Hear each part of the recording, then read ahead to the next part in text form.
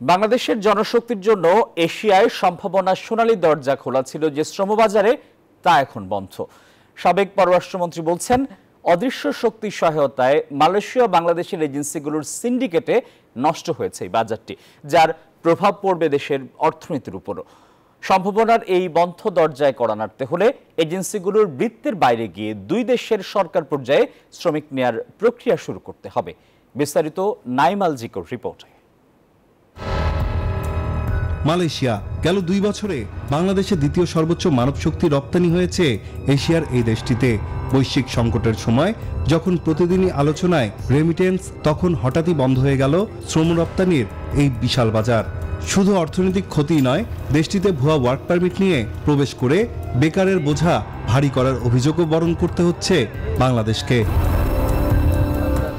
2018 সালে বন্ধের 4 বছর পর নানা দেন দরবারে বাজারটি খুললেও ফের সক্রিয় হয় পুরনো দুষ্টচক্র। ভুয়া নিয়োগপত্র আর ওয়ার্ক পারমিটে ভিসা দিয়ে নিঃস্ব করছে দেশের ভাগ্যোন্বেষী লাখ লাখ তরুণকে। 14টি দেশের জন্য 2022 সালে মালয়েশিয়ার শ্রমবাজার খুললেও বাংলাদেশের ধীরগতিতে বাজারটি বিরাট অংশ দখল করে নিয়েছে নেপাল, শ্রীলঙ্কা, ফিলিপিন সহ 13টি দেশ। আমাদের অনেকগুলো অবস্ট্রাগল আছে এই প্রসেসে। আমার একটা কর্মী পাঠাতে 60 থেকে 90 দিন লেগে যায়। এটাকে আমার নামায় 3 সপ্তাহের মধ্যে আসতে হবে, 2 থেকে 3 সপ্তাহ। যেটা শ্রীলঙ্কা করছে, যেটা ইন্দোনেশিয়া করছে, যেটা ফিলিপাইন করছে, এরা যদি করতে পারে then why we can't do it. বিকাশে কম খরচে ক্যাশ আউটের লিমিট বেড়ে 50,000, প্রিয় এজেন্টও 2টা। দেশ যখন যাচ্ছে রিজার্ভ সংকটের মধ্য দিয়ে, ঠিক সেই সময় রেমিটেন্স পাঠানোর তালিকায় 2 নম্বরে থাকা মালয়েশিয়ায় শ্রমশক্তি রপ্তানি বন্ধ হয়ে গেল, যার ফলে বিশাল বড় ক্ষতির সম্মুখীন হলো বাংলাদেশ। বিএমইটির তথ্য বলছে, গেল 20 বছরে মালয়েশিয়া থেকে রেমিটেন্স এসেছে 12 লাখের কিছু বেশি, যার মধ্যে 2022 সাল থেকে এখন পর্যন্ত দেশটিতে গেছেন 3.5 লাখ কর্মী। আর চলতি বছর জানুয়ারি পর্যন্ত দেশের মোট রেমিটেন্সের 8% যোগান এসেছে মালয়েশিয়া থেকে।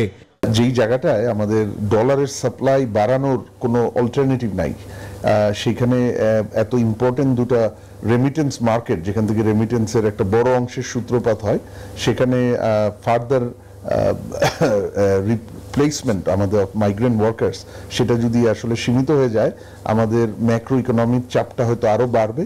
অভিবাসন খাতের বেসরকারি গবেষণা প্রতিষ্ঠান রামরু বলছে, মালয়েশিয়ায় কর্মী পাঠানোর ক্ষেত্রে অন্য দেশের রিক্রুটিং এজেন্সির সংখ্যা বেঁধে দেওয়া হয় না, বিস্ময়করভাবে যা বাংলাদেশের ক্ষেত্রে হয়েছে। শুরুতে ছিল মাত্র 10টি এজেন্সি, 2022 সালে 25টি এবং বর্তমানে এই সংখ্যা 100 করা হয়। এই রিক্রুটমেন্ট ম্যানেজমেন্ট যেটা আছে, এটা ঢেলে না সাজালে আমাদের এই সাফারিং শেষ হবে না। সাফারিংটা মাইগ্রেন্ট ওয়ার্কারদের মধ্যে হচ্ছে। মালয়েশিয়া এবং কুয়েতের শ্রমবাজার নিয়ে মন্ত্রণালয়ের উদ্যোগের বিষয়ে জানতে চাইলে তারা বলেন, মালয়েশিয়া 31 মে পর্যন্ত লোক নেবে, আর কুয়েতের শ্রমবাজার এখন পর্যন্ত খোলা হয়নি। তবে কুয়েতে নার্স পাঠানো নিয়ে একটি সমঝোতা স্মারক করার চেষ্টা চলছে। নতুন শ্রমবাজার আসতেছে, দক্ষিণ কোরিয়া আসতেছে, রাশিয়া আসতেছে, এরপরে মিডল ইস্ট আসতেছে, ওমান আসতেছে। আমি ওমানও যাব, আমার আলাপ চলছে। এদিকে সাবেক পররাষ্ট্রমন্ত্রী একেএম আব্দুল মোমেনের মতে, 2 দেশের সক্রিয় সিন্ডিকেট ও তাদের চালিকা অদৃশ্য শক্তিকে পাশ কাটিয়ে সরকার টু সরকার পর্যায়ে কাজের উদ্যোগ নেওয়া গেলে সফলতার মুখ দেখা দিতে পারে। মালয়েশিয়ায় যারা ল মেকার্স আছে, এইগুলো নিয়ে আলোচনা করা, আমাদের সাথে একটা আলাদা সম্পর্ক হওয়া উচিত।